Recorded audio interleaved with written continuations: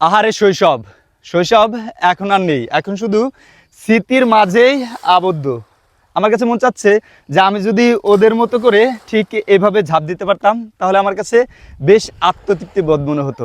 প্রবাহমান বাংলায় আসলে এমন স্মৃতি ভেসে ওঠে চোখের সামনে। ওরা তিন বন্ধু ছোট্ট এই ক্যানালটিতে অনেকক্ষণ যাবৎ ধরে গোসল করছে।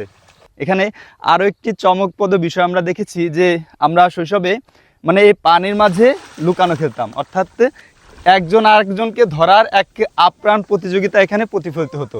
এই সেই শৈশব, শৈশব হারিয়ে গেছে, তবে স্মৃতি এই মস্তিষ্কের মাঝে মাঝে মাঝে উদিত হয়। আমার কাছে বেশ দারুণ লেগেছে যে সামনে মস্ত বড় একটি বিল রয়েছে, আর সেই বিলের ছোট্ট একটি ক্যানাল দিয়ে একটি পানির সরতা এসেছে, আর তার মাঝে তিন বন্ধু এই রুক্ষ রৌদ্রের মাঝে এই পানির মধ্যে তারা গোসল করছে এবং খুব উল্লাসিত হয়ে খুব আনন্দের সাথে তারা পানির মাঝে লুকাচ্ছে একে অপরকে এবং খোঁজার জন্য আপ্রাণ চেষ্টা করছে। আমার কাছে বেশ দারুণ লেগেছে।